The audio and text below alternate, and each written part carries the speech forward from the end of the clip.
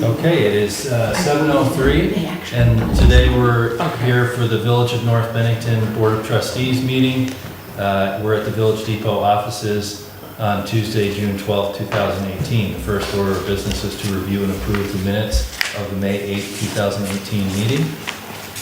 And the secretary has distributed the minutes by email. Any of the trustees have any comments or amendments to the May 8th meeting minutes? Make a motion to approve. Second. Okay, any objection to the minutes being accepted? Hearing none, we'll, all those in favor indicate by saying aye. Aye. And there would be none opposed, so the motion would carry unanimously. Indicate that on the record. The second order of business would be to review the monthly warrant and approve the payment of the bills. So we'll start with the warrant.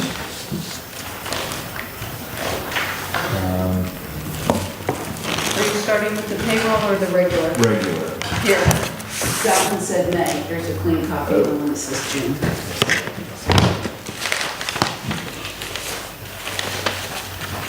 I would note that the first couple of checks on there are actually not in the series here. Those were done before. One of them was for the BCRC meeting that Tara and I attended, and the other two are for the sidewalk project that John, you requested that we pay in advance. So those two checks are written and... Right, so there are there's two large items. One to Dufresne Group, who's the engineer for the Upper Main Sidewalk project. That's roughly $12,000. And then another one to Weaver Excavating, who's the contractor on the project, for $48,000. And we meet once a month, but the project didn't even take a month to complete. And so we wanted to make sure that the contractor and the engineer were paid in a timely manner. So we authorized payment sooner than we normally do, which is normally we would approve payment at our monthly meeting, but it fell at a time where the contractor would have completed the project, done everything, and then waiting 4 or 5 weeks for a payment. So we authorized payment. Any other questions or issues with the regular warrant? Mary, Yeah. Oh, go ahead. Consolidated Communications, Yes, the old Fairpoint, yes. seems like we're paying them quite a bit of money. Well, I think one of those is the fire department. There's a bunch of different There's a couple of accounts, Matt. The fire department, I think, had 2 accounts on theirs, did they not? Yeah. Yeah. So the fire department is the one that's the $394, and the other one, the $197, is the village and the garage. Okay. The other thing I would point out is that there are 2 checks at the very end of the list on the flip side of what you'll be signing, and those are the annual retirement contribution checks. That analysis was handed out last month, but if you guys want it again, I'd be happy to send it. So I would entertain a motion for the So moved. $89,000. $62.93. Okay. Seconded. Any discussion? All those in favor indicate by saying aye. Aye. There's none opposed. Go ahead and sign this. Pass it around. So the payroll warrant is,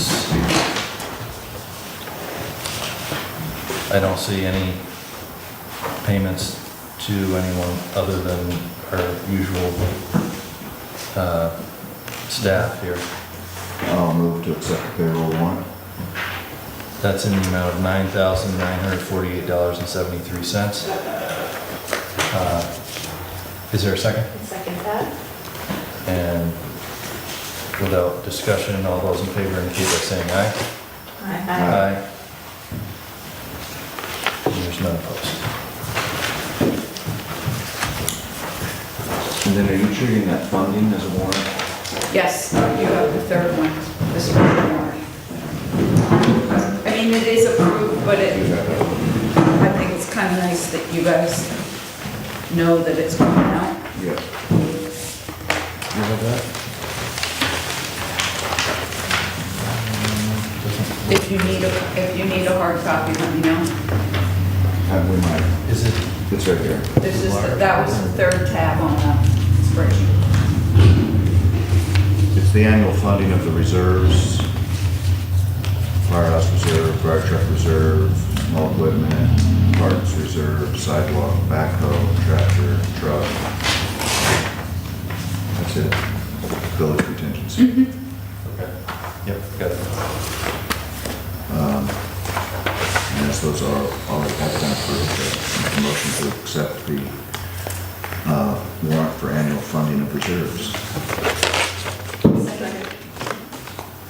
Karen, Kenny, second, with the first and second there. And all those in favor indicate by saying aye. Aye. And there's none opposed.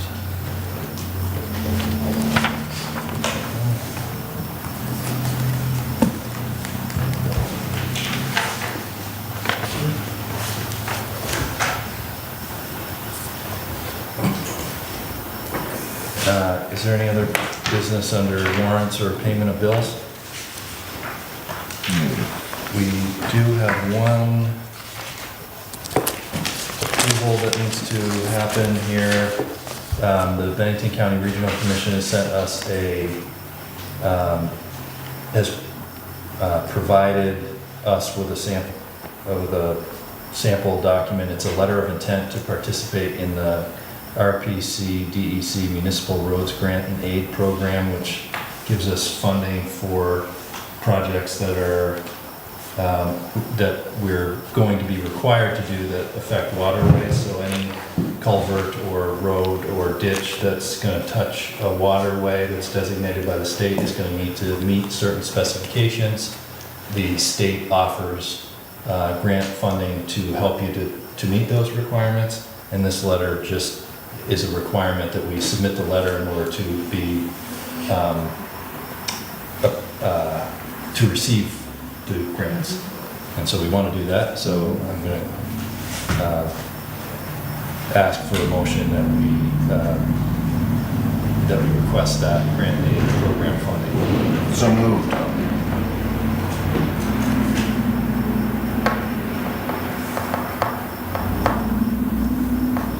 So Matthew has made the motion and Tara has seconded the motion, and I'll just put the date, it's June 12th, 2018.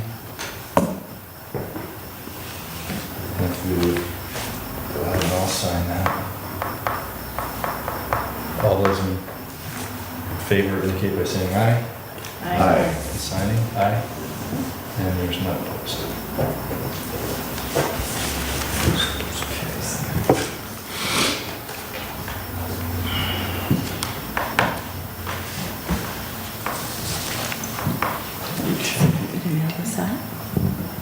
John, should Lori mail this? Actually, I can, Do you want to take it? I'll return it to BCRC. I have to go there tomorrow. Okay, so we have a couple of issues on the agenda today, but I think I'd like to try to get through. I don't know if there's any way of avoiding people wading through a couple other discussions, depending on what you're here for. But is there any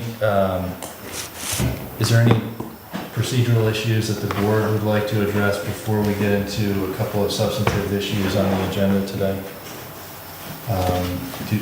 Mary, would you want to do a treasurer's report or a road report before we do? I wanted to just mention one thing very briefly with respect to the reports that I already sent out to you. You'll note that on that cash balance report, if you did note that at the end of May, we only had $117,000 left in our checking, and if you added the 2 warrants, that's $100,000. However, the 2 big checks, the $60,000 were already cashed and are out of that 117. We should be getting our $55,000 from the state to replenish that. And then also, just at your leisure, take a look at that, at the rest of the reserve accounts, because it's now the end of the month when a lot of these are in CDs, they renew. So things like the truck reserve, the backhoe reserve, the sidewalk fund, those I'll take out the money that we actually spent this year.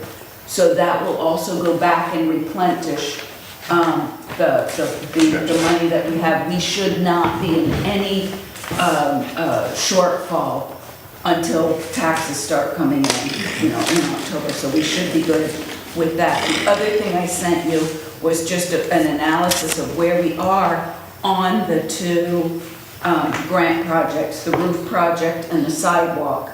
I don't know whether other bills are going to be coming in on the roof project this fiscal year, but we've only spent out of pocket $600 on the roof project that went through the grant. Right.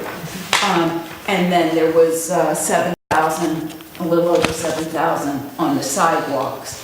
In addition to, there's another 10,000 plus on last year's sidewalks. So all of that is coming out of the sidewalk account. That 17,000 comes out of the sidewalk reserve, and then we replenish the 3,000 from this year. So that will actually leave us, when we begin the new fiscal year, of just under $20,000 in that sidewalk reserve for going forward. And so that's where I've showed you what the estimate, where we should estimate where we will be at the end of the year. Nothing looks too dire, but at this point, I'm not planning on taking $600 out of the depot fund reserve. It just seems kind of a minimal amount. But we could if you There'll be more. so desired, but there'll be more coming, that's what I figured. So that's all I really wanted to point out. All right. Does that in total represent your treasurer's report? That should be it. How about I think the only, I think we have several citizen comments here. Is anybody here with a comment other than we've tried to list on our agenda? I don't know if people have copies of the agenda or we've given out, but we have as listed issues for discussion tonight, water connections and an invitation on comment for the North Bennington water system policy. We have the Upper Main Street sidewalk project, the Vermont Rail issue for the stoppage of traffic on Main Street, and a discussion of the sidewalk project on Hope Street. Is there any comments from citizens on issues other than those that are listed? I wanted to ask you a question about the 2 hydro preliminary permits. Okay, and I think you have comment on some of the other issues as well, so Yeah. if there was somebody that had something to say and then wanted to leave, I wanted to give them an opportunity, but I think it seems like we're all kind of here for discussion. Okay. I just like, the one note that I'd like to make is that I think we've gotten another installation at the little intersection there where the moose sits in Main Street and Houghton Street by the first graders, which my daughter is a member of that class and did 2 of the flowers, and she's very proud of that and stops by every night when we go for a walk, and so I think it makes it look very nice there, and it's nice to have a rotating project in there. And thank the BAE for their coordination with the school on that project. So The highway report? Mine's gonna be just as long as these, so. Okay, and we don't have a report from the DRB tonight or the fire department that I'm aware of, so I'm just gonna check these off. And then why don't we move into our main discussion topic tonight, which is the board has been asked to address an issue related to new connections to the Village of North Bennington water system and the capacity of this system. Since the discovery of PFOA in the groundwater, this pristine and professionally managed system has been called on to expand more rapidly than at any point in my recent memory. I believe I would be accurate to say at any point in recent history.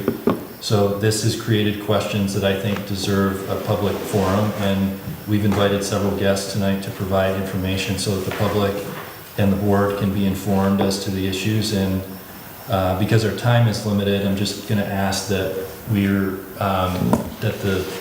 that anybody that wishes to speak or comment limit their testimony, I'll say, to about 5 minutes if you can, and that each person who has a question limit their question to one question and one follow-up question until everybody's had an opportunity to speak, and then we can go around again if people have additional questions after that. But I just want to make sure that I think I'd like to keep it, if this goes to 8:30, I think that would be a long time for a discussion, so I don't want to go that far, so I'd like to try to keep things on pace. So I would never try to censor any comments, but or a viewpoint, but I am going to need to perhaps moderate some, or just let you know that we need to be respectful of everyone's time tonight.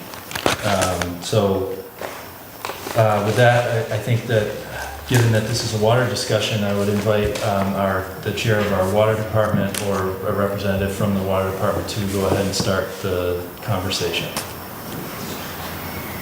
And we have the chair of the water department here, Mr.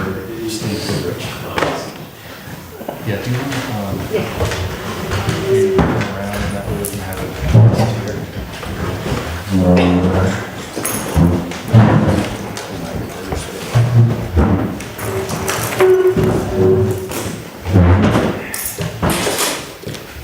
If I understand you right, John, we're discussing connections to the system.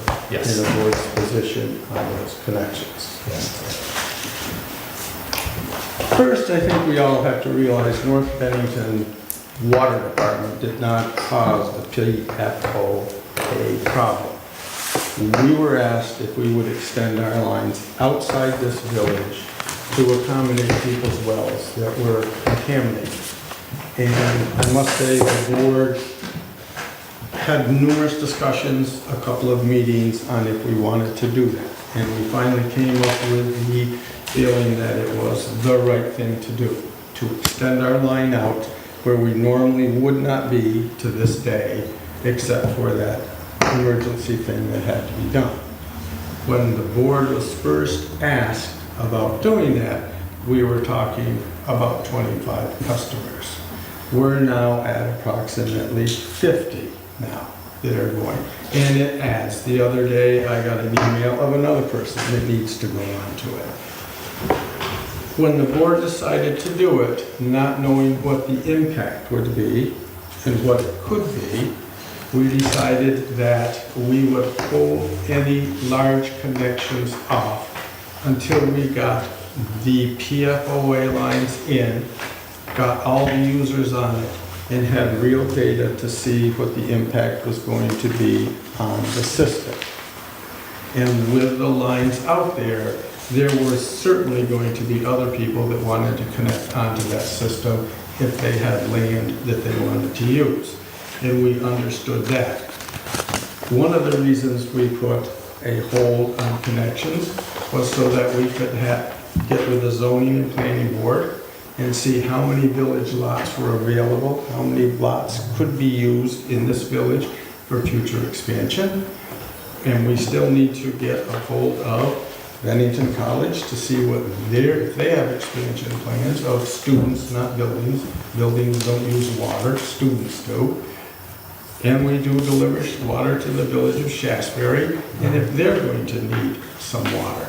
So we've asked everybody to be patient. We've never told somebody they can't have water, but we've also said we're not making you a guarantee at this time. But the lines are toward the end. This fall, it will be turned on. We will have real data because we have water meters. We can tell what it is. We'll tell what's going on with it and be able to reconnect projects. But I have to say that there is the feeling that there is water there to do that, but we want to have the data to back up that decision. Because as I said at one meeting that I was at with the board, in the years past, water boards have just connect to it, run it out. Yes, that development can have water. Yes, this can have water. And in all of those cases, they don't have enough water because we're fixing the lines that supply those. So, we want to go a little slower than water boards in the past, and if we're being a little over-conservative, I feel that's what's better, to be over-conservative than to just do it and then look back and say, I wish we hadn't done that. So, again, I say, nobody has ever been told no. Nobody has ever been told yes. They've been told, let us have the data, then we'll be able to make decisions. Thank you very much. And I know your engineer from Otter Creek is here tonight, Mr. Youngstrom, and I don't know if he was available for questions or if he had a comment that he wanted to make before we... I guess he's available for questions, and this is America. If he wants to stand up, he certainly can. Do you have any comment? I don't have any presentation. Okay, great. Just here. All right, thank you, Mr. Youngstrom. I did want to invite Jason Dolmich as well, if you would like to make any formal comment, or if you have, or if we just want to move into questions, that's fine too. I didn't know if anybody else had prepared a statement or anything that they wanted to make a general comment on. Just have a few questions. Okay. Sure, so maybe this might not be as long as I thought it was, but so if we don't have any formal statements or opening statements, then we can just maybe move into a question and answer period. That might be a good way to get the discussion going. So if anybody has a question, you can just let me know and I can recognize you and we can go ahead with that. Go ahead, Mr. Dolmich. So I'm just curious, either from Mark or Steve, did somebody articulate what the available remaining capacity is in the water system? The availability of what? The available remaining water capacity for your daily demand. I would say it's probably 40–50% is available, roughly, if my memory jogs me right. Somewhere around there. So you're using approximately 250,000 gallons a day? We're using $250,000 gallons a day. Your source and treatment capacity are 500,000 gallons a day. Mm-hmm. Well, I don't have everything in front of me, Jason, so I can't give you those exact numbers. I'm just giving you a rough idea of what I remember it to be. But I would say I feel we have capacity and I feel we have storage, okay? We certainly can supply enough water for a day that's in the tank if some major thing happened. But the thing that we have is not today that the board is looking at. The board is looking down the road further than that as to what will the demand be in 25 years on our little system? What will the demand be in 35 years? What could it be tomorrow in the demand, or after this is done, when some people want to add their land to the existing lines? So that's what we're waiting for. And by all means, we don't want to take the capacity of the system to the very end. We want to have some type of a factor in front of it that we won't go above on the system. So I don't know the numbers, Jason. If you're looking for a number from me, I don't have that for you, unfortunately. A water board meeting, if you come to that, we can discuss capacities, things like that. And I have to say, water board meets every Tuesday after the trustees. There is a place for public comments on the agenda, so you're always welcome to come there and discuss those, and then we can have the figures for you. When is that? So that's. Next Tuesday. Next Tuesday. Here at the village. Yep. meeting. If I might just add to what Steve said, Mark Armstrong from Otter Creek Engineering. It's not quite as simple as calculating a number. There's an issue of how the state defines capacity. Right now, they look at the highest day of water that's gone through the water filtration plant, and that would include when times when there's a fire or maybe a water leak, hydrant flushing, that type of thing. I've been in discussion with them as to redefining their definition of the use of the water filtration plant, so that it's not that one peak day where it's a short amount of water that's gone through that's extraordinarily high because of a fire or a water main break or that type of thing. So currently, that's how they interpret it. So we're looking at a water supply rule definition or a guidance document change that allows the water system a little more practicality in defining where they are as far as the capacity of the plant. There's also the definition of what the capacity of the plant, of the filtration plant really is, because that plant operates very, very well and the incoming water quality is excellent. So that although the plant has a nominal capacity of 500,000 gallons a day, only because that's what the filters are rated by the manufacturer at, in reality, they could probably operate at a higher capacity than that. However, that's a whole other discussion we need to have with the state and probably do some testing to prove it to the state in order for them to accept that number. There's also the water project that's coming up, the distribution improvement project, which might gain some capacity because we're going to be abandoning a bunch of old water lines that probably have leakage associated with them. So that works to the system's advantage. Currently, right now, about 40% of the water is lost in the distribution system that goes through the water filtration plant, is not sold, doesn't go to homes or businesses. Unfortunately, that's not unusual in an old system, but it certainly a significant percentage of just lost water, lost revenue, lost capacity, if you would. So it's not a number that can be easily calculated. We can look at past water use.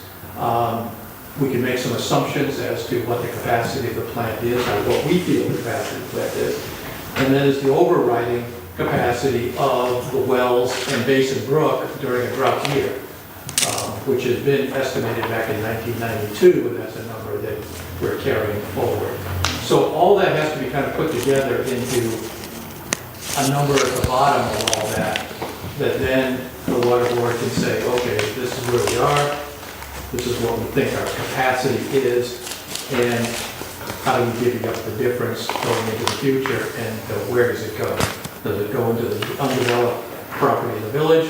Does it go to Shaftesbury? Does it go to Bennington College? Or does it go outside the village? And so those are, as I see it, those are the decisions to come, but not that can be made right now because the holiday is really not available and it hasn't been negotiated and cleared with the state, so everybody's got the same playbook to start with. Do you have a follow-up, Mr.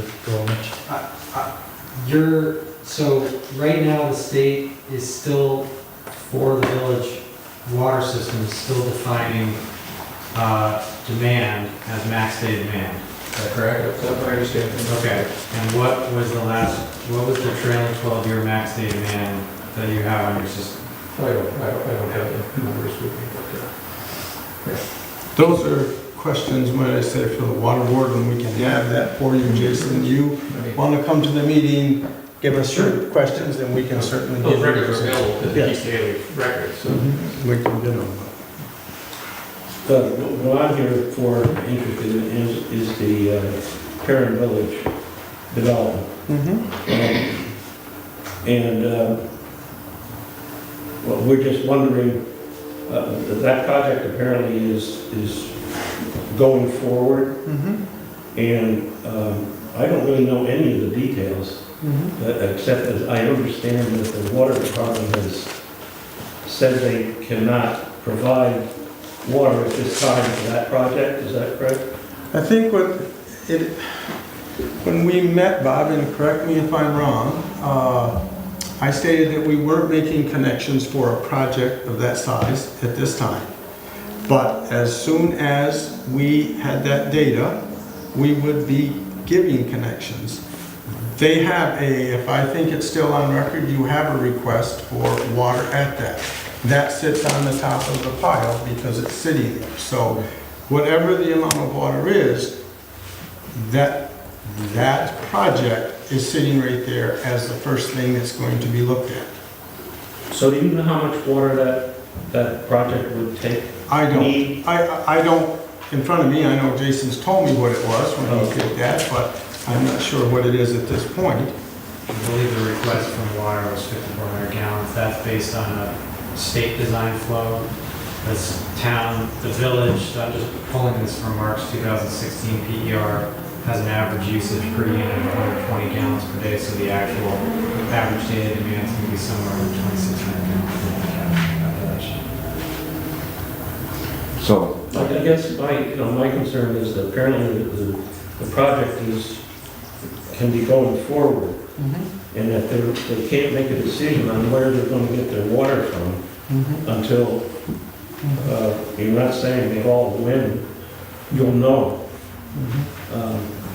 It's sort of messing up the project pretty much.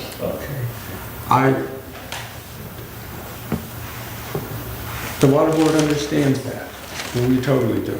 But when we look at something, we don't look at the project, we look at the water, the data, and supplying the water. I mean, that's the way we have to look at everything, okay? And the reason that it was, that we said that we were making a connection is, where do you stop making connections? At what point do you say yes or no to someone? So we had to have a point. The point was the project was about to begin, the PFOA project.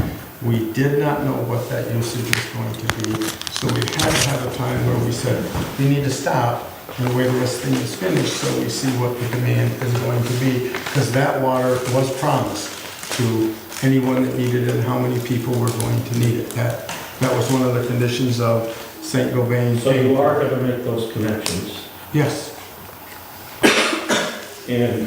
but you're not able to decide whether to make this, whatever this amount of water connection for this project is at this time. Tonight or tomorrow? No, we're not ready to. But you have made the decision to do the PFOA. We had to make the decision to do the PFOA, Bob, Why don't you have to do that? because that was the condition of St. Gobain extending the lines out. That is their monies that is extending all those lines to those houses on their portion or whatever, their responsibility for the PFOA, okay? In the village, the water department said that we would, anyone that the water line went by that had a contaminated well would have access to the water. That was how they are given a connection. So we're sort of in the dilemma on this project, right? We are. I want to make sure that everybody has a chance here. Mr. Molyneux, would you like to comment? Question? So I looked up the June of 2016 report that this man gave to the PFOA meeting. And my recollection, I don't have it in front of me, it's on my computer, which is not very reliable at the moment, so I didn't bring it in, was that there was a listed gallons per day demand of like 375 there. and the sources that were, some are closing in on 700,000 per day when it's not dry. It drops a little bit when it's dry, of course. And then I looked at what the agency website says for hookups on North Bennington for the PFOA, and it's listed as 55 potential, but fewer have signed up, although Steve says more are signing up. And your average water bills for the village, or at least residential use, are in the range of $400, which I don't know what that computes to in terms of total gallonage. My house, I use a little bit less, but so I don't know, what is it, like 75, 80,000 gallons of billing period or something like that. So maybe 160 over a year. That doesn't sound like a lot per day if you multiply it times 55. So I'm just curious about, you know, what the actual limits of the decision period for this are. I mean, you've got to, you know right now that you're going to be able to meet the demand for the 55 hookups on the new lines, or even more hookups, I suppose. But beyond those hookups, which you're committed to, and I commend you for committing to that process, to that need, when does a decision get made that you can open up again for areas that are currently pretty well served by the system in Lower Shasberry? I would say that once that data is in, the line is energized, the new lines are energized, houses are online. I believe it's due to go online September, October, sometime around there. I would say that 6 months, the spring of 2019, we will have a decision on how much water we have available to let out. But I want to explain one thing to you, Ray. It isn't how much the field yields. It's not how much the pumps pump. It's what the filters filter, which is 500,000 gallons a day. The water department in the village of North Bennington does not want to get into increasing filters there and building another. We don't want to get into having to increase our filter size. Right now, we have 2 filters that we alternate very well. They do produce more, I think, as Mark said, than the 500,000, but that will give us an idea what we are pulling on the filters for a draw when we add more water to it. Right, but you're currently not using that 500,000. No, we're currently not, but as I said in the beginning of my statement, there had to come a time when we had to say we need to wait and see what happens before we just keep adding connections. Is there any reason that the water board wouldn't consider a less rigid, more flexible interpretation of the moratorium? It's not a moratorium. Please don't you say I'm sorry. moratorium. On the Hold.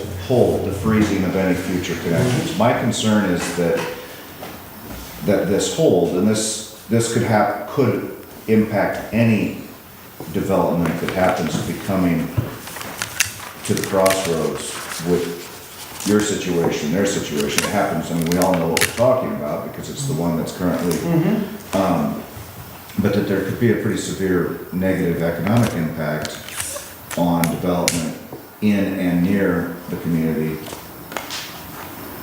if, for what, you know, if that project needs to seek alternatives such as wells and private water systems and stuff like that, I'm concerned that one, that's not the best thing for the Lake Perrin Basin, nor do we know if there isn't PFOA issues there. And it seems like maybe that expense could be averted and the project made stronger if the water board could find it in themselves to I think what is a logical look at the data you do have and conclude that such a project would have a de minimis impact on the overall concern that you have regarding total capacity of the filtration system. I personally remain pretty agnostic about the project because I don't wanna, it's in Shaftesbury, and so it's something that Shaftesbury needs to be the ones deciding whether they want it.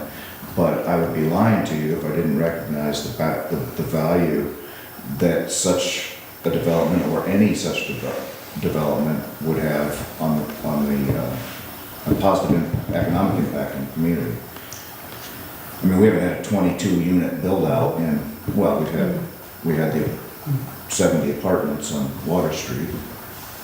But let me say that the water board has that discussion. I mean, I don't want anyone to think that the water board just sat down one afternoon and said, we're going to do this. I mean, it was talked about, because that project was being talked about at that time that this started to happen. So the water board was not insensitive to that or insensitive to anything that could go on in the village. It's that we basically look at the demand. Am I saying that, first of all, the forum is the water board to do this in, and if you would like to come, if Jason would like to come to the water board, I think they're open to hear data, arguments, if you want to call them that. I don't like the word arguments, but discussion on allowing that to happen. I can't say yes or no. I'm just the chairman. I'm one person there. There's 4 other board members that they would explain that to and see what we can come up with. I'm wondering if, you're right, that is the proper forum for that, but this is not a bad forum for the broader community getting an idea of where we're at, and, because you're a fee-based concern, I think it's important that the public know, those who use the water, that the water board as a business, as much as it can supply, has a direct impact on their water bills. And that the more customers one can provide water to, in theory, without much other build out, I think people could see real savings over time by having the development and selling more water, right? Again, I'm not arguing those points aren't true, Matt. That's not what I'm saying. And I agree. I wish we had 10 million gallons of water a day to sell. That is not, I am saying, again, we'll revisit it if Jason wants to come to the water board meeting and bring his analysis, and we'll have Mark there and we'll get a consensus and see what the water board says. I mean, I can't speak for them whether it's a yay or nay. I get that. Okay, and I'm just saying, we can banty back all evening long, figures, numbers, we don't have them in front of us, Mark doesn't have his in front of him. So if we pass it back to the water board, then if we know this is happening, we'll have the stuff, and we can then make a decision based on. One further point, I think what I'm hearing though is even if you had $10 million, 10 million gallon capacity today, or let's just say 1 million, you would still be reluctant to approve any connections because you are saying that you don't know. No, how much you have. I would say that when we did that, that's not what I'm saying today. I'm saying when we did that, we did not know what the impact was going to be on the line. And the line just kept extending further, like out onto, where is? Across the river. Across the river, up the Through the road. woods. At one time, it was gonna go all the way down West Street. There was talk of that. When the board was getting very nervous about what was going to happen to the water, and the lines kept going further. The original discussion with the board was a few houses that were affected. It wasn't a few at one time. And then the project started shrinking back, and it expanded a little bit more, and then it shrunk back. So is the board opposed to, and have a predetermined thing that they're just coming to let Jason come to say we said that? No, you have my word, no, that's not happening. That's happening for a discussion, because the last the board knew, they needed to get going, and they were drilling wells, having a design done, and the board said, all right, if that's what they want to do, but if he wants to come back, the board will certainly listen, they always do, and see what happens. That's all I can give you as a chairman, I can't do anything other than that. Well, this all seems to be premised on empirical data, but to me, the question occurs, if you've got a minimum of 500,000 gallon capacity per day for filtration, it may be higher, but it's 500.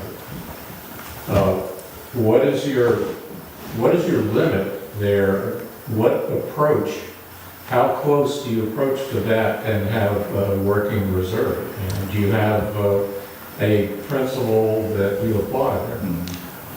That, again, Raymond, if when Jason comes, we're going to be looking at this project alone, okay, which is not going to impact it. But I do not want to shed the fact or not say that the board still isn't looking at what is the build out in 30 years in this village, or what is it going to be. So I guess, again, I'm saying that the forum for this, and anyone that wants to come, is Tuesday, when we can have Mark have his stuff with him, I'll have it, and we'll make a decision. Well, I guess as moderator, I think I'd just say, I think that there is issues that are appropriate for the water board meeting, and there are issues that are appropriate here. I think that as the representative of the water department, it's appropriate to state policy and to give answers to questions that you know the answers to. If you don't know the answer today, then that information can be provided at a later time or at the meeting. It sounds like I heard Mr. Molino's question essentially to be, if you know a daily theoretical limit, given you know what your filter capacity is, at least rated. It may be actually higher, but let's just deal with that. All I'm asking is, do you have a kind of a target point that you don't go above that in terms of the actual usage per day? If there are a lot of things that go into that, because you're talking about fires and things like that might produce extraordinary usage. But I'm just wondering, is there a policy that says, if we're getting to where our daily usage is up in this range, then we have to be making sure that we don't allow more capacity to be captured by applicants, and we may be looking at a bond issue to increase the capacity. To be truthful, Ray, we've never had that issue, because we've never had Because you've never had a quick real build out, thought okay? that you had that. So we've always felt that there was a very good cushion, so to speak, there. Yeah. So when you ask what that is going to be, we don't know. I would think that it's whatever the capacity of our system is, it's going to be some percentage lower than what it can produce Yeah. in a day. But But what that is, I don't know. If I could add, this revolves back around, as I explained, to how the state determines where you are in terms of your capacity, however you define it. When you reach the point of 90%, when they see on the daily logs that the village has a daily use of 90% of its theoretical capacity of the plant, 500,000. When they reach that 90% point, the state at that point will mandate that the water department plan for the future by doing a study, looking at the cost of, looking at projections of water demand, cost of filtration expansion potentially, all that kind of thing. So there is a trigger, 90%, where the village is gonna have to spend some money looking forward. Not that they're not looking forward now, but this is on their own terms. When they reach 90%, they will have to do a study for the state to say, okay, where are you going? How much is it gonna cost? How are you gonna pay for it? All that kind of thing. So there's, and again, because we don't know, at this point, we don't know what the numbers really are, because we're still even in the definition phase of that. Where I think the number should be and where the state thinks the number should be, are two different things at this point. Well, that'd be 450,000. Any other question here from somebody maybe that hasn't spoken yet? Yes. So I'm just curious, would the water board consider that a request again? We've made the request once on behalf of the Lake Karen Village project. And I'm wondering if we make the request again, you had stated that you needed additional data to make a decision, but you also said that you would hear the request again. So I'm wondering if you yes. are willing at this point to Yes. hear it and to be able to grant it, or if there is additional data in fact needed before you can make that decision. If you, I think your request is still there. I'm not sure. If it is, then just, if Jason calls Ted, that we put on the agenda as his own item, then I will make sure that we review it, go over it again. We'll have Mark there, Jason will have his data there, and we'll make a decision for you, okay? You think that you're prepared to make a Yes. decision at this point? I'm speaking, I'll bring it up, I'll make sure there's a motion made, and then we can listen to the data, listen to what Mark has to say, where we are. He must have a decent idea of the build-out, we'll get that, and do that. I mean, I can't speak for the board, I think you realize I can't say yes or no, the board has to vote on it, but. I would think you would also, as you stated earlier, you'd want some projections perhaps from the college and from the Yes. village if you don't already have them. We have some projections because we did have a meeting In Shaftesbury. in Shaftesbury. We sat down and came up with what we Yes. think the village, The where village. it's at. Yes, so we know what we have, what we feel. Fortunately, BCRC did a study about 10 years ago of what the future build-out could be theoretically for North Bennington. And surprisingly, there is room to build it out. I mean, they're looking at the zoning map and seeing how many pieces of lots could we make in this area if it was. So we have a number for that, about how many single-family homes we could put in. Well, we kind of reinterpreted that Yes. number and updated it. And updated looked it at and stuff put that it- was not realistic. And I think that was a great meeting. And I think if you could get that data for the college and Shaftesbury, that would be, I think, really helpful. to I helping think you we make this can, to stick my neck out on the block here, but I think we can, if we can't get that, we still can make a decision involving this project without that, based on what we feel we can save with the new updated lines, what we can get for percentage of leakage that we can stop, okay? Certainly, as we've said, and I don't like to keep throwing the state under the bus, but they tend to use antiquated calculations when they, on the conservative side, and if we can get that daily usage down from the worst day that we have. If we have a major break and it spikes the meter up, they count that day as the worst, and it isn't. They don't take the average. So there are meetings scheduled with them. So if that does, that gives us more water to sell, as Matt so eloquently put it. So, yes, if you bring us, and I would check, but I think it was still there. I don't think we denied it, so it must be still there. No, you didn't. Yes, You didn't deny it. You yes, said- so it should be still there, okay? So, Can I just ask? Sure. Could the speaker identify herself just for our record? Absolutely, I'm sorry. I'm Stephanie Lane, I'm the executive director of Charlotte Housing. I remember you said. We're working on the development project. My suggestion was that you move the town line over and just. Yeah, that's the little bit of it. Thank you, Ms. It would look like, It would, totally. North Bennington Schools. Right. All right, so if there aren't further questions, I can suggest that, maybe a lot of us attend the water meeting next week, or if we communicate with the water board at another meeting that is fully prepared to proceed on the issue to make sure that the concerns are addressed.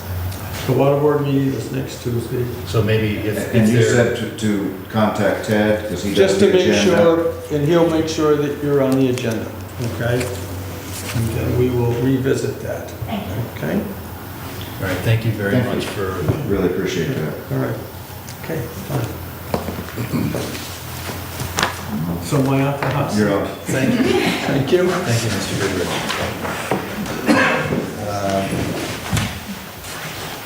So I had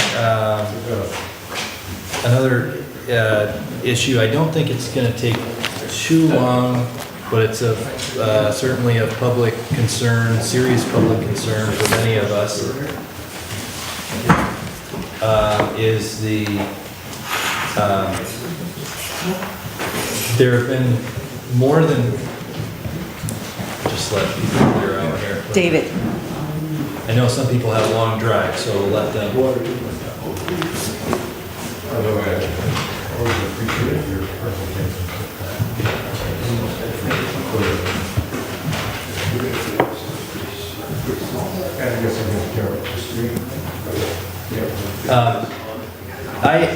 As a result of some, we were alerted to a couple of instances where the railroad had blocked passage for automobiles at all three of the crossings in North Bennington. So the train was extended so far that it went all the way from the Variety crossing all the way through to the Houghton Street crossing, and that was for in one instance well over an hour, and the other, which was not even a week later, almost an hour or somewhere in the neighborhood of an hour. And I know that on behalf of the village, we were very, very concerned about how this affected emergency services and how, it affected, we know from firsthand reports that it affected parents being able to pick up their children from school. I think this is beyond just an inconvenience for travelers and people just getting to the store or something. It was much more serious than that. So I was offered a couple of different avenues to express my concern, but finally got to, I believe, the right person, which was Selden Houghton, who's the vice president of Vermont Rail System, who is the operator of this section of rail. So we did receive a response. The issue happened at I think it was somewhere in the neighborhood of the 10th of May or around thereabouts. And then the response was not too far after that, on May 21st. I'm not going to read the entire response, but I'll have it entered into the record. But they did apologize for the delays and assured us that it was not part of a planned railroad operation. Let's see, I will read some of the letter. In both of the incidents you identified, our train crew was assembling and moving trains of unusual length. On May 9th, the train crew also had to stop, re-inspect, and repressurize the brake system for the entire train as a result of a mechanical issue that arose when the train was occupying the crossing. We are confident that the train crew worked quickly and diligently to identify and correct the safety issue and move the train out of the crossing as soon as practicable, but the process of re-energizing brake lines takes some time. And then he goes on to say that as a matter of federal regulation, a train is not permitted to leave a terminal or recouple without a brake test, and this essential safety check cannot always be accomplished quickly with trains of over a mile in length, since restarting the process must be done carefully in a prescribed manner in order to assure safe operations. The letter is available to anybody that wants a copy. I can email you a copy. They also indicated that they had been obliged to handle trains of unusual length that month because of limits placed on the connections in Hoosick Junction, New York, and he feels that they have refined the handling procedures in coordination with Hoosick Junction to minimize the instances where trains of that length are going to be coming through this section of track. He said, I told him that particular time of day was of particular concern just because it was, basically what is going to be the most traffic in our village is when school's either starting or getting out. And this was right at 3 o'clock when school was getting out. And I told him maybe you could coordinate so that you're not coming through right at 3. And he indicates that they have little choice as to the time of day the trains are operated, as our schedule is dictated by the times and locations at which we connect with other railroads and the needs of freight shippers. So I think that, and I asked about the specific, like what exactly the trains were carrying and what the manifest essentially was to sort of, the purpose in my asking that question was essentially to determine whether we felt like, I think that, commerce certainly is important. It's important to our village, important to Whitman's and other, concerns here. But if we knew what they were delivering, we could kind of balance, well, what are the needs versus the cost or the risk that there's going to be a delay. If it's something that we find to be extremely essential, maybe we could deal with a little more inconvenience. But if it's just a matter of them stockpiling, an excess of whatever, and that's why their train's a mile long, then we could say, we don't think that that's essential, and could you please limit the number of cars that you're tacking on. Unfortunately, the response was that they're not permitted to. You don't own the capital. They're gonna move whatever they want, whenever they want. Well, they said that they're not, because their associations with their clients and what cargo they're moving for whom is restricted and it has to be kept confidential. Well, we have no say in it anyway. Even if we said we don't value what you're moving. Correct. It doesn't matter because they own the track and they're the ones making money off of it. So I think. But I think that with the issue that occurred last fall as well, with the storage of the oil tankers here, when we have raised an issue in a formal way, then we don't have issues for at least some period of time after the fact. So I agree with Matt that I think it's likely that because we've raised this issue, it's not going to be an issue until it is again, which is probably not going to be for some extended period of time because we made a stink about it. But I agree that I don't think that my writing this letter and getting this response has solved the problem. But hopefully, no, but it's opened up a dialogue. Yeah, You know who we're to aware talk of to.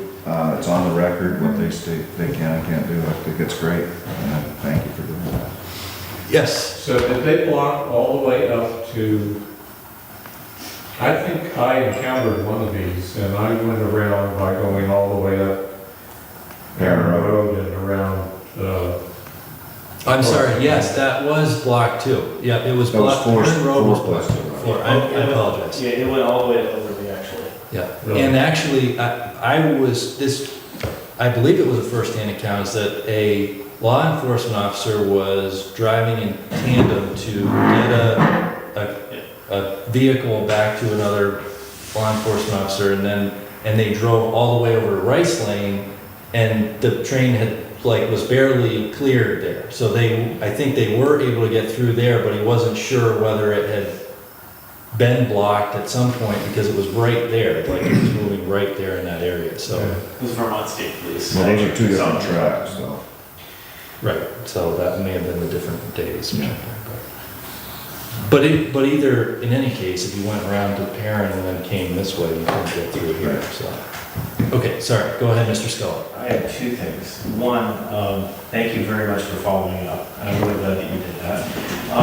Two, my comment would be perhaps we could deal with it in an ordinance as the even the state highway department, when they do road repairs, when they block roads, they put up flaggers, they put up detour signs and allow people to go around. Because it seems to me that the big argument for rail is efficiency, but when you put 100 vehicles with people in them at a standstill for an hour, you lose the ability to argue efficiency. So basically, I no longer want to pay the price for the mismanagement of the rail company. So I think that they ought to staff appropriately. If they're going to run over trains, then they ought to staff appropriately so that when these things happen, and they legitimately can't move under federal law, they have the appropriate resources there to respond to a situation that does not then become a crisis for the village. That would be my 2 cents. Well put. So obviously, there's an intersection of,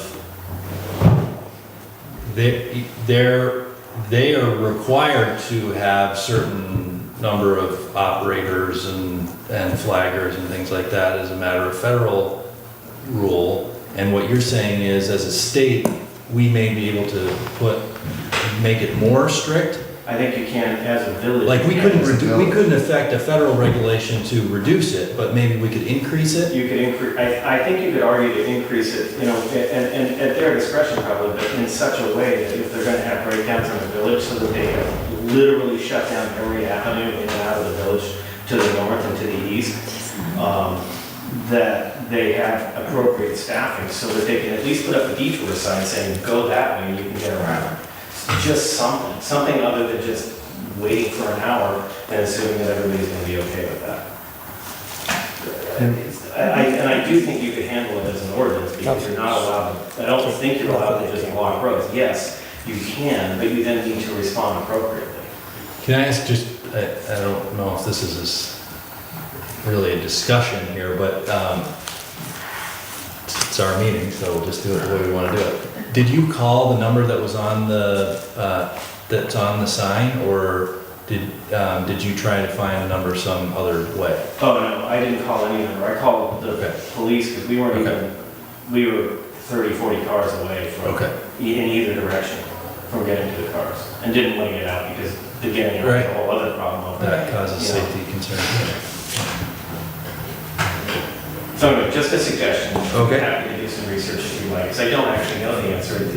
If you could follow up on that case in Burlington, or where about the, where they were trying to restrict the gas tanks. Yeah, that was about storage in general, and not just for rail, but just generally in that area. Okay. The storage of, I think, I Potentially don't say toxic or dangerous materials of any kind. Whether it's in a warehouse or on a train. Well, I mean, maybe we address it in terms of the public safety of being able to get emergency vehicles where they need to go. Somehow, I don't know. You got it. I'll see what I can find out. That would be for Vermont Superior or. Yeah, in November. Would it make sense for I don't think we need to reinvent the wheel and go seek our own legal opinion, but maybe we could ask the League of Cities and Towns or the Secretary of State or Attorney General for an opinion on whether a town can make any regulation affecting a rail or a rail crossing? I feel like I know that answer. Right, so if we know that's gonna be the answer, then would somebody on the board want to make a motion that we seek a legal opinion as to that may differ from the official opinion? Can I make a comment on that? Sure. I'm not suggesting that you modify their ability to block the road, but rather the responsibility if they do block the road. I think Because clearly there's- that's a regulation on their activity though. Because you're saying It's a you're regulation required to of have performance it. under It's a certain performance, conditions. it's not. OSHA can do that, it doesn't matter. I mean, there's any number of ways from a safety standpoint that I would think there's some leverage there, but I don't know. I mean, I'm not an expert on it, but. Yeah. I just wanted to make the distinction there. You're not trying to tell them they can't block the road. You're just saying, in the event of something happening, which is probably going to happen again, that just because failures happen, that in the event there should be a reasonable standard response, a reasonable standard for response, which should actually be to respond rather than not to respond, which is Just what look happened. at you. There's no way of asking them to just leave one of three, or how many crossings do we have? Four. Basically four. One of them open, like the one at Northwest or something, and everybody could circuit around if they knew it. If they knew that was a common practice. a response to that would be that due to the poor planning that was done when the track was laid, that the amount of space between the switch, which is here, Yeah. and that crossing, you've got all three of those The switch blocks is what with like, determines where they set the train, because they need that to do the decoupling and coupling. Yeah. so unfortunately, And but. shut the car off. But it does seem like maybe we could look into their regulations and see if there's some avenue, because it seems like there should be somebody posted at each crossing. That seems like a federal regulation to me, is that if you're gonna be blocking a crossing, that there should be a flagger there, right? And we've got three of them, and maybe they're just saying, well, they're so close together that we can just use one, and maybe they're not following their own regulation. So But they did say that the Hoosick Junction was the problem, and perhaps we won't encounter any problems if they're doing these changes there instead of here. right, I think what he was saying is that the brakes have to be manually pressurized, depressurized and pressurized, and so when you're going through each one of those, it can only happen so fast. And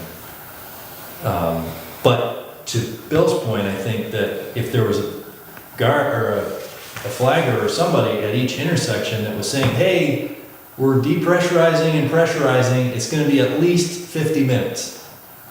Because that's gonna take us forever. We got a lot, cars backed way up, we gotta go through every one in order to move these. You're not going anywhere for another 50 minutes, so everybody there can make that decision and say, it's gonna be way easier to go around Rice Lane, and then do it. Not even necessarily a person, a sign. Yeah. Just a road sign saying you should detour in that direction, or whatever, would have saved us 45 minutes that day. Yeah. Well, right, that could be, because there's only gonna be one detour, right? I mean, that's the detour. If you're going, and so if the person could say, because there's two factors there. One is the detour, and then the other is how much time is it? Because you gotta make the decision, should I just wait or should I go? And so if you have the person there to point to the sign and say, do that. Yeah, it's faster to go Yeah. home from that side of the track to one block that way by going through Hoosick calls than to wait would be a really big bit of information. That's right.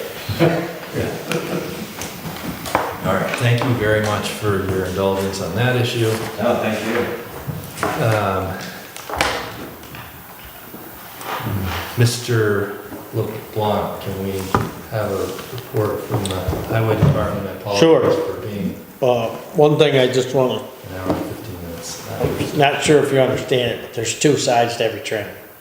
So everything as you just said, you need to double it because there's somebody on this side of the road and somebody's got to be on that side of the road. So remember that when you yell at them. All right, first thing, talk about this building. Tomorrow we're going to be taking all the furniture out of here. So I've sent out an email, but don't plan on using this till Monday at the earliest. We'll have a card table set up for our bid opening tomorrow, but that's pretty much it. A couple of these metal chairs. So that'll be done. Get the floor resealed It's not gonna be a complete strip like we did last time, because the floor can't handle it. But it's gonna be coated. This room's got a lot of use lately. Norm, when's the bid opening tomorrow? The bid opening is at 3 o'clock. And that is for 2 different projects. One is this building, the roof, and the second is for the culvert repair over by the hangar. We have received at least 1 bid already for the culvert repair. We're expecting 3 or 4, so hopefully we'll get those.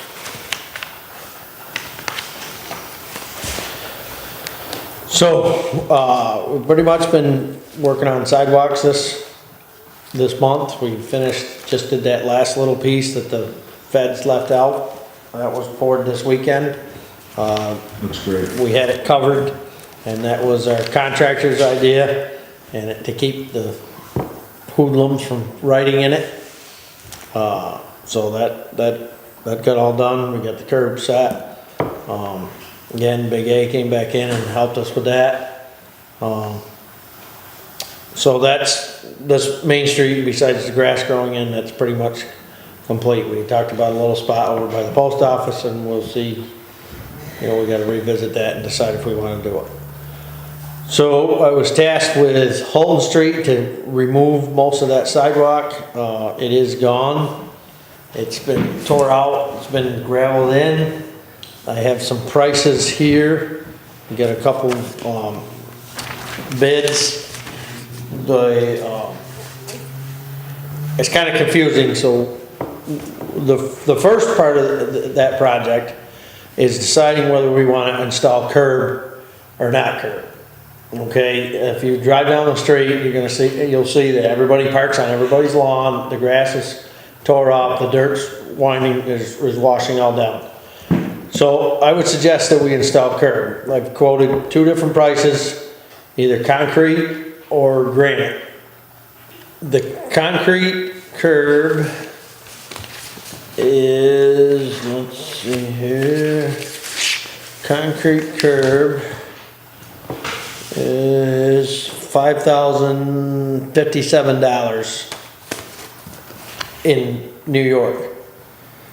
The granite curb is $58.97 here.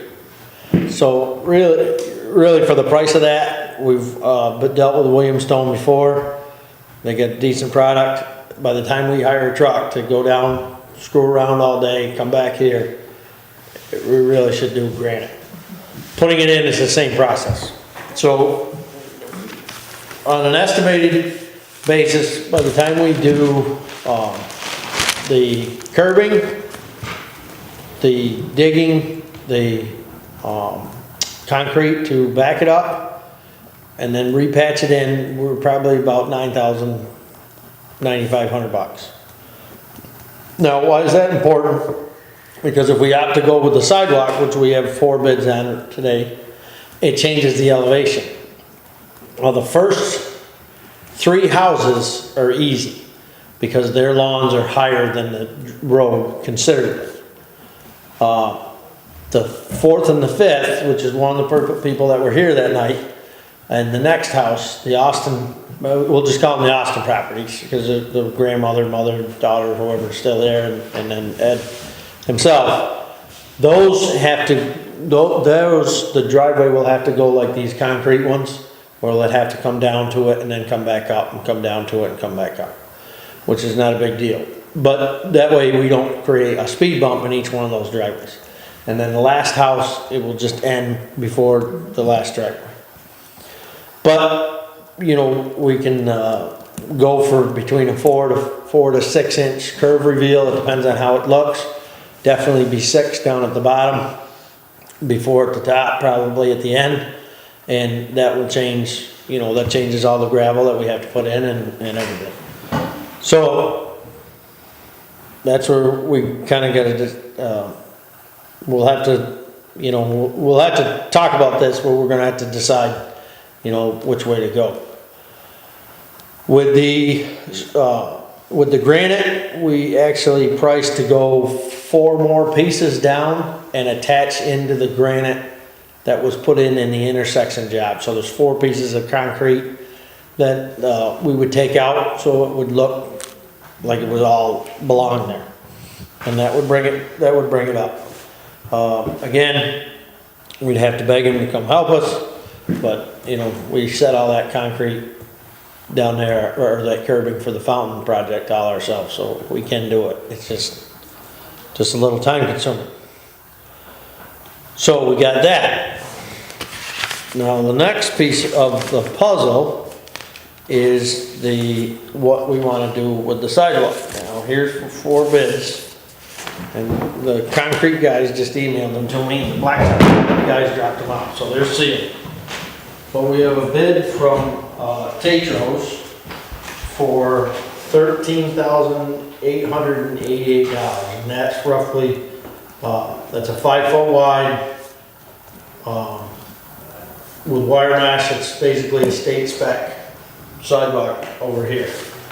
We have a bid from JJP Slip Forming, who's the ones that set all the curb actually everywhere, and I asked him for a price on setting the curb down there, if we just dug it out.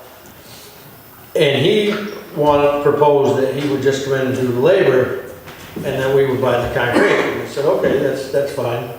And his price with figuring what we would pay for concrete is $12,750. But he's got a list of conditions that's 2 pages long, and it's $1,000 if we do this wrong, and it's $500 if we do this wrong. Where when we worked with a regular contractor, we don't have that problem. You know, if we're too deep, we go get gravel and put it in, and we all rake it together and move on. Norm, this is for the sidewalks? This is sidewalk on Holton Street. Holton Street. So you're looking at 9,000. West side of Holton. 9,000 in granite and maybe Yes. 13 in Yes. concrete. Yes. And does this provide the green space That provides the green space. okay. That is just to match, it will match the other side of the road, which will be curb, about a foot of grass, and then sidewalk. And again, this can all be done in pieces, but if we do 1 piece this year, 1 piece next year, like Mary said, we have the funds to do it now. That was my next question. You need to do the curb first, Right. because you'll Get that all set. you'll destroy it. And, you know, it really, the bomb went off, you should just finish it. Just do it and get it done. Are we talking about using highway money?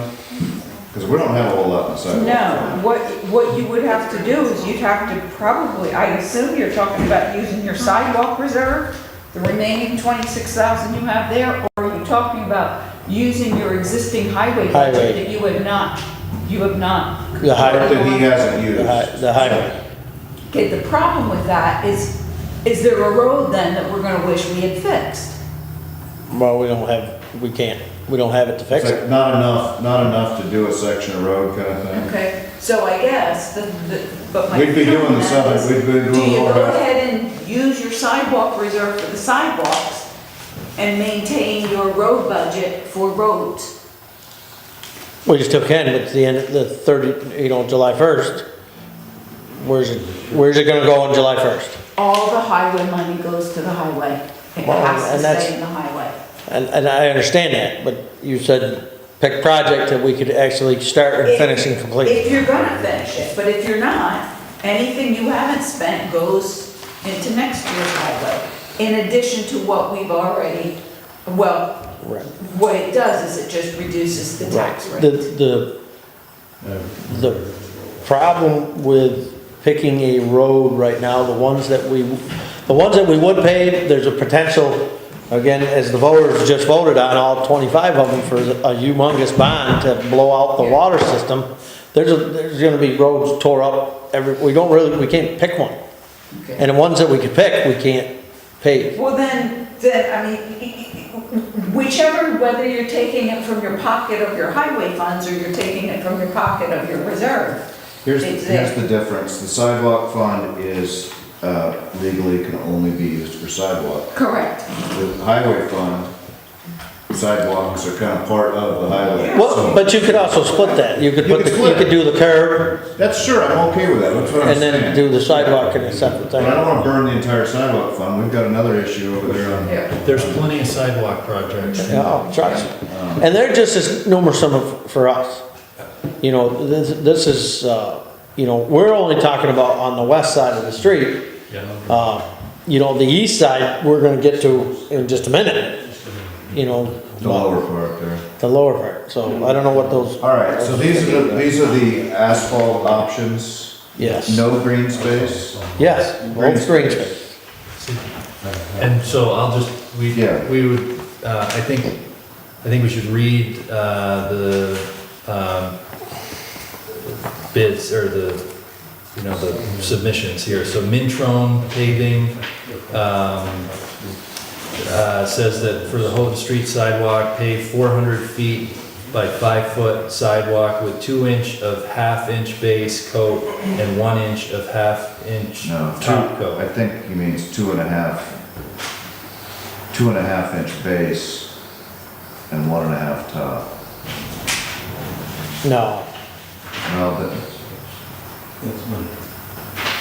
I'll read it in a Does he minute. mean plus or minus? He might mean 2 inches plus or minus a half inch. There's two coats. I think you go, the machine lays it out in half-inch, Lifts? No. is that right? No. No, So you go 2 inches of the half? probably 2 and 1 inch. Okay, yeah, it's, Well- well, that, I read it like that, I don't know what the half-inch part is, but it says 2 inch and 1 inch. It's the stone. Okay. But then, so the total is $5,985 for that, and that's signed. And Bedoin, Five what? Can you, well, if you want it written down. Bedoin adds 20 foot, the measurements are just off a little bit, 5 foot by 3 inch thick, 9,300. What was the first one from Mintrone? 59.85 and 93, and then what was the other?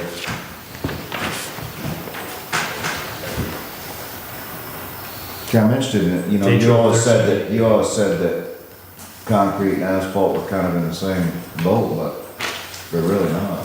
Well, Sounds like- one of them is not too far away.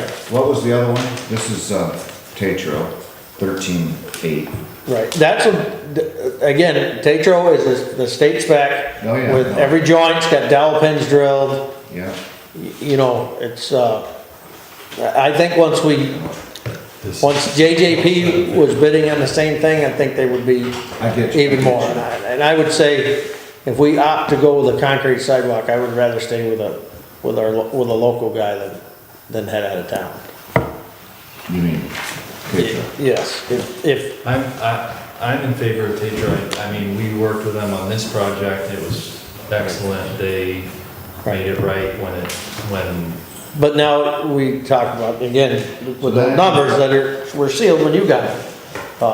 You know, there's a big, well, that's right. So there's a big difference between the concrete and the asphalt when you're looking at Tetro versus Mintrone. yes. So we have to decide on that. Now, I can't tell you when that sidewalk was paved. It was a pavement sidewalk, 50s. and it was still there. So, I would like to save the money. I like the curb idea, I like the green space idea, but I also kind of like the asphalt idea. We've got pure concrete on one side. It's actually a good way to look at how, and that's my opinion. I mean, it moves, you've got a good base under it now. It'll blend We have better a when you better- do that stuff. we have a better base under it now. We don't have a Right. perfect one. We have a better. So a 5-foot sidewalk, is that gonna be different than the asphalt sidewalk on Pleasant, or, yeah? Prospect. Prospect, I mean? Oh, I believe that was a 5-foot sidewalk. I can't imagine you put it in if it wasn't. Me either. Because I think, And I put that one in. I feel that our sidewalk machine in the winter is, that's not holding up as well as the concrete side. It's not, and that sidewalk is one coat, and actually with, talking it over with, Lionel Bedoin, who's, been in the business 75 years. I mean, I think he was born with a rake in his hand. We opted to go for 2 coats. That way you get a little more thickness. That sidewalk that we just tore out was only 1 inch. But again, it's not gonna hold up to what concrete is. I mean, so. The issues on the Prospect Street are the areas where it's proud of the grade, where it's like, where it's coming up and then it can cab off, it can catch the wheels of the, but if it's in the places, and that was built up pretty high, it was your first project with that, and I think. Right, but that whacker's a whole different animal, because that plow goes down and it's held on, it's hydraulically held down, which it cleans good. But as you can see up above your house where you have those ups and downs, it don't take it. With the concrete, it can handle that abuse, In this project, we are anticipating, part of us doing this is anticipating being able to drive that straight through down into the park, is that correct? Down into the. Yes. Into the Veterans Park? Yes, that still would remain blacktop. We have at no bid did we. That stops at Gray's house? That stops, yes, and Mantroni, if he bid it at 400, it's like 420, probably left out a couple driveways, which, we opted to do. Yeah. So to keep him even with Lionel, if we took his figure, it would probably go up just a little bit.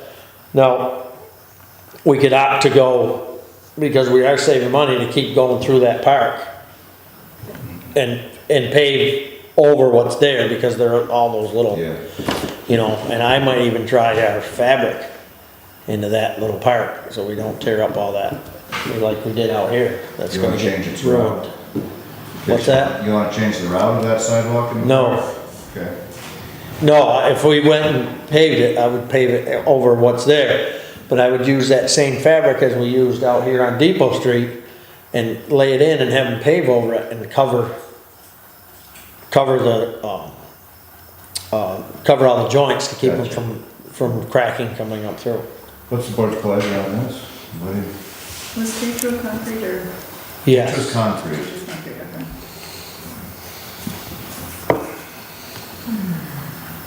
If you want to table it for a day and think about it, we're meeting tomorrow.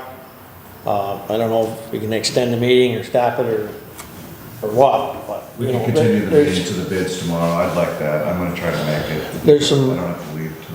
there's some, there's definitely pluses and minuses in both of them. One is it's considerably cheaper.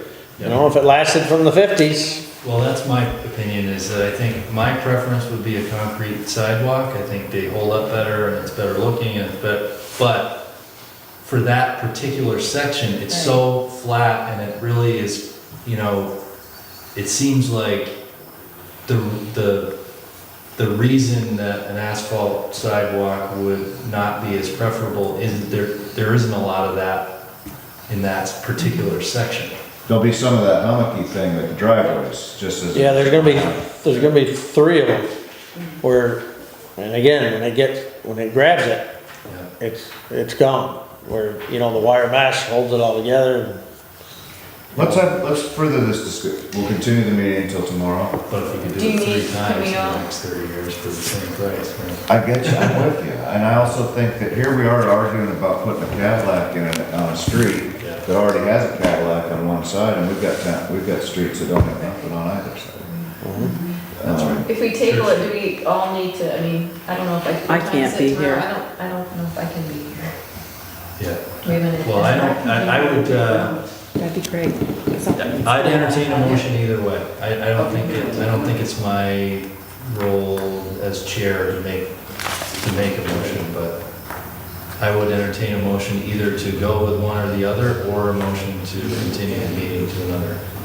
And we're gonna continue the meeting anyway, so that we can make a decision on those, we're gonna have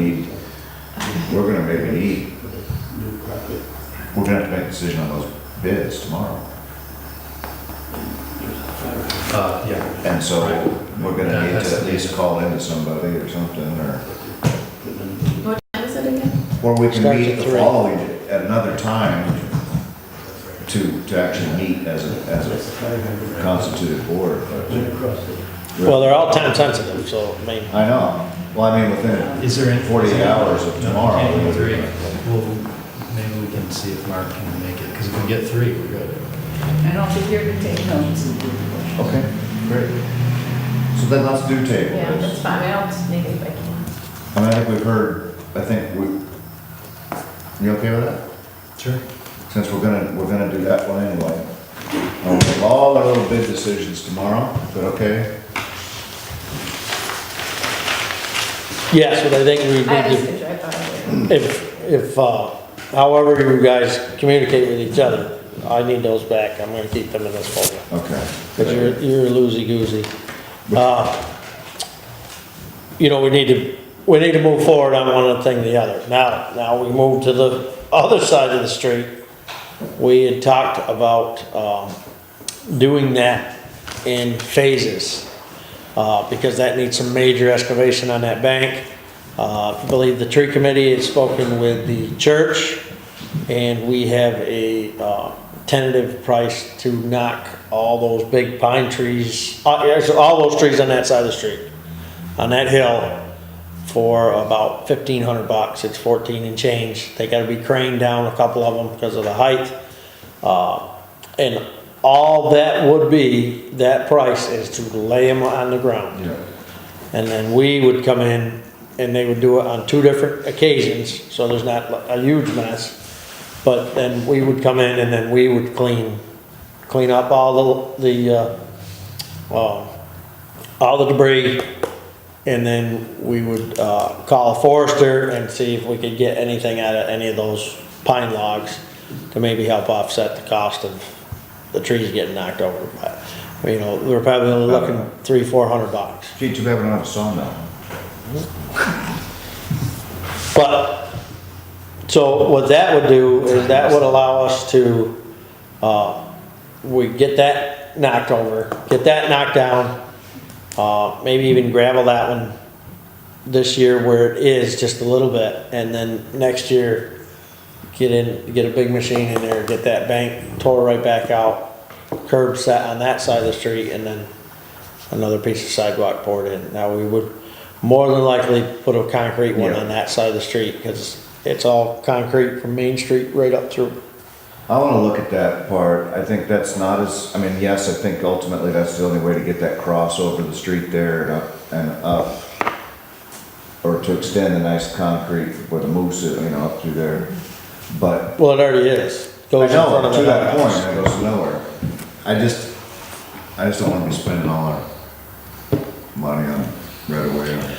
Well, that's sidewalk on that side of the street with all them trees. We're, probably this winter, we're gonna get sidewalk closed signs and put them up, and that's Yeah, it. Because No, you can't be trying to clean it. it's ready to fall, some of the pieces have washed out. We probably, you know, it's just a bad thing, so The church agrees with the removal of the trees. the church agrees with the I removal wanna of the make sure trees. that the congregation agrees with that, not just, you know, cause you could see I actually have a message into Father Bob Wiseman right now, so I'll be talking to him as well, so. cause and then we could plant, the tree committee could plant, you know, 10 feet back, something nice again there that would, I think they'd much prefer shade trees to those spruce anyway. yeah, they're messy. Yeah. The roots. I like it, all of it's great, I just wanna maybe get started on that, maybe get the trees down. Well, our goal would be to get the trees down this year. Okay. And that would be on that side of the street. Sidewalk and then. And I think Pretty much. that makes sense with our budget too, because what we'd be doing is this season, we'd be taking the trees down and maybe prepping somewhat, you know, possibly removing the asphalt or something for this winter. But then next time, this time next year, we'd be discussing the sidewalk replacement, and I think we'd be in a similar position where we have the reserve, we have this year, next year, you know, we'd be changing over the fiscal year, so we'd be in a good position then to discuss that. Okay, What so else? anything else from the highway? We got the sidewalk, all that William Stone stuff. This building, you can see we've lost a piece of our building. You know, as much as we hate to say it because it costs us money, but you come outside, you really need to start looking at these eaves and their paint is coming It's off. bad. I We can't. don't have George anymore. We've got to get somebody here to, at the very least, to spot paint this building. I don't know if Phil would be interested in it. He's the one that did it with George. You know, getting some prices, that's not an easy. We gotta get some Building grants, the we fence. gotta get some grants written for full restoration of those rotting. We gotta do something. I mean, there's the inside of it. You can see it. Well, Makes I me don't think anxious. we have any, at least I'm not aware of any specific request or I don't know of, I know that we're perpetually saying this needs a ton of maintenance and work on it, but there hasn't been any specific proposal as to, Scoping. let's do this, or let's do that. What I understand to be happening tomorrow is we're opening bids to proceed on the roof project, which includes essentially a report to us about other existing issues on the lower eaves. So I'm hoping that we're getting information on something specific that we can put money into here that would be Then the we can best apply. use of our funds. And once we know what to invest in, we can approach investors who are interested in trying to preserve this historic building. So, Right. including grant funds. So So we have trim that's starting to be bare wood. if there And is, that's- if you feel that you have a specific proposal for To put somebody a out. specific project that has that we can say, yes, let's try to get a bid to do that. I think it's appropriate that we try to address that. If you think if you think that it's endangering the Integrity of the integrity of building. that part. Because I don't want to just sort of haphazardly be fixing stuff and then figuring out that we're not doing it in the appropriate way and doing it to a historic specification like we are with the roof project. But that said, we are entrusted with preserving the building, and if there's an You emergency. have that whole binder George put together for you guys. You have. I don't have it. I have Right. probably a copy of it, but we gave it to the trustees. Yeah. So- When, how, and where the materials are purchased. I knew that would happen. I just have one other, on the Upper Main Sidewalk project, it's a substantial completion, so I'm signing that document so that we can make a final payment. That project's been approved by the engineer as being completed.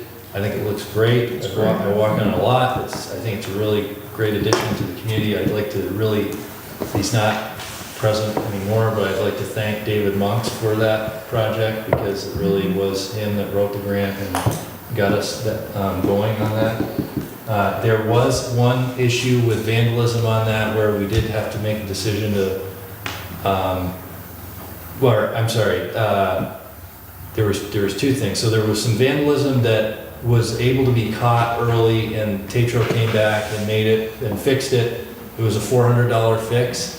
They identified the people as being from Bennington College. I'd like to have a conversation with the college about what an option might be for that as a resolution to that, because I'm not really in favor of having somebody just get away with, oh, well, I did this and here's some money and now we're good. I think I'd rather see them. Spend a few days with Norm.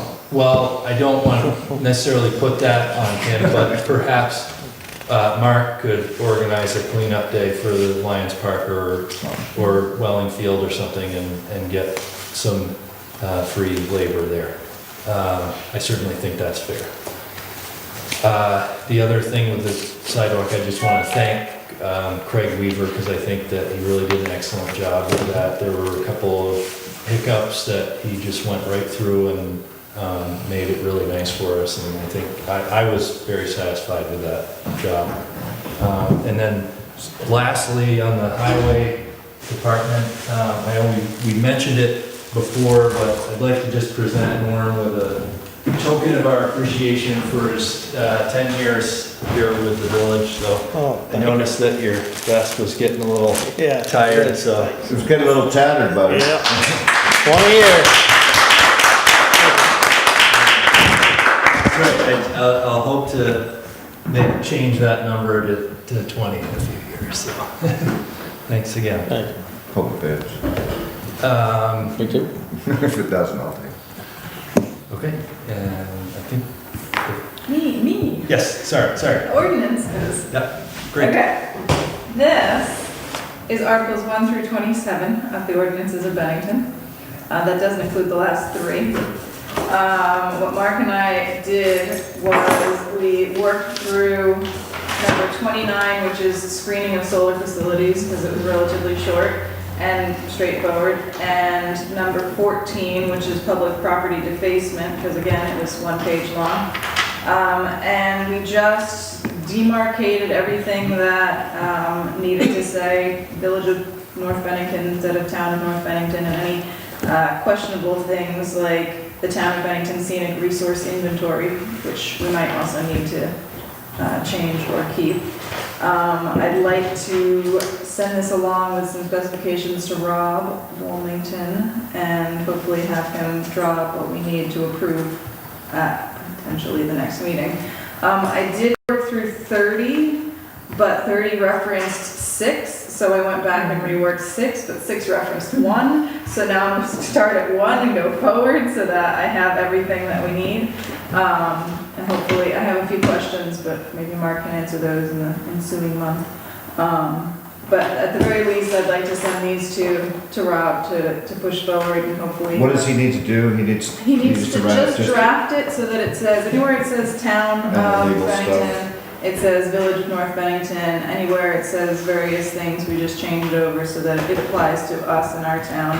There are a couple of places in some of the other ones where it references Bennington Central Business Zoning District, so we'll have to change it to whatever we call our zoning district. Maps will have to be included when we have certain things that reference that. But again, the book has, this lovely book here has plenty of things for us to base ours on. But yeah, so Article 6 was 32 pages. I managed to get that knocked out. But again, it referenced having a historical preservation committee, which is Article 1. And I don't know that we have that. And yeah, so a lot of things in there, like a housing committee. We don't have a housing committee for some of this stuff. Well, we don't always have to reference back in the same way to other ordinances. Right. But that's, do you think that's what we should do, is have Rob look at that? Or does he need to? Do we just make the... Well, I mean, I think it would be, that's a cautious approach. I mean, certainly Bennington would, I mean, we would assume that they would have had a legal opinion on whether it was going to be, I mean, I think they, if memory serves, I think they did have a legal opinion that there might be a challenge, and there was, so it would, you know, I think. Oh, with respect to the screening. Right. Right.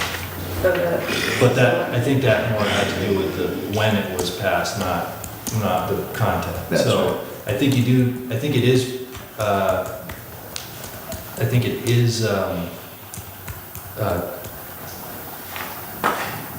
Makes sense. it makes sense, it's prudent to have it checked by an attorney to make sure that you're not doing something that is on its face That's, yeah. illegal, but I think that it would be a fairly quick check over because it's already been approved probably by the council. We have a comment by citizen. One of the things we had talked about, Dan Monks was really helpful in walking me through this process-wise and making it so it's a simple motion and you can say we're going to adopt Bennington's ordinance, whatever it is, replacing Bennington with Village of North Bennington X, Y, Z, where you, walk you through how to draft the motion and how to notice it specifically. So the thought in talking to Rob was, at least for the first time, so that he can walk everybody through the process, however simple it is, so that we know what the process is. That was my point, it was more about doing the resolution properly rather than the language of but the whole thing, I agree. Cool. Okay. I would move that it requires the motion, I move that we authorize Tara to, First two at least. Yes. to consult with the village attorney on that. Is there any objection to that? No? Well, we consider that. Yeah. Consider that passing unanimously. Excellent. Thank you, that's good, that's a start. It's a start, and honestly, it's not hard the way it's broken down. Some of it might get a little heavy when we get to construction, because it's gonna have a lot of terminology and I'm gonna glaze over, but we'll get through it. Well, the important one is making sure we keep those food vendors. That's in there too. If we have no further discussion, we can go into executive session. I have one thing. Okay, oh, yep, sorry, we have one further public issue. I'll make it very quick. I have to file progress reports on the two hydro projects. Currently, I think the Lake Perrin needs to be on hold for a little bit. The flow rights, the dam really have very little interest in any proceeding, and I haven't been able to make any progress in about 6 months. My recommendation to the board is that you surrender the rest of to suspend or eliminate that preliminary permit for the time being. Technically, it's probably a tangible asset of the village, although it's only priority for filing a license, and if you don't have a clear path to do that right now as far as the property interest, then the asset really has no value. And then what I'd like to try to do is to pursue just the firehouse as a standalone and see if I can make that work and get back to you in 6 months.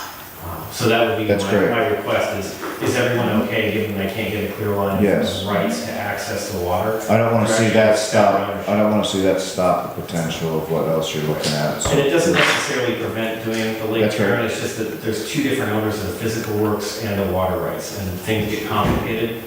And I'd like to try to keep one moving to let you know how far I can get. And in the meantime, I don't want to be filing progress reports with no progress for the next 2.5 years. That's just not a good thing either. So I'd rather surrender the one and start advancing the other if I can. And that doesn't change our legal rights as to that, what we discovered as to the impoundment there, or the spillway for Lake Perrin. I think we've done some legal research there, and we've established our position on the legal rights that exist there, and that doesn't change as a result of us not pursuing this project. That just exists as is. It exists as is. The only thing that will change is priority in filing a license. Sure. So if there was a flurry of people and everybody wanted to go develop a hydro site there, you would have priority to do that. Right. I don't think that's a likely thing to happen. Right. So that's really the only thing that's being surrendered here is priority for development. Or actually priority to even file a license application. So way view for development is just priority in license filing order. I think it changes, to me, it definitely changes the analysis that's been done, because the Perrin side of it was the moneymaker, so to speak, versus the firehouse. And so when you're looking at long-term cost versus expense and all that, the firehouse alone didn't necessarily make sense on that payout, but I think that one is downtown. Everybody's going to see that. There might be some other tangible value Exactly, or intangible. Or intangible. Yeah. There's a lot of pilot projects out there right now. Some Vermont companies that are trying to develop one Vermont company trying to develop new products. There's other options I can look into. I just need to kind of start over again from ground level and see if I can make it make sense. Go. And I honestly have no idea. It's a different project on its own. Thank you. Thank you. Great. You're welcome. So I would... I'll make a motion to go into executive session to discuss contract. Yep. asked you And personnel. about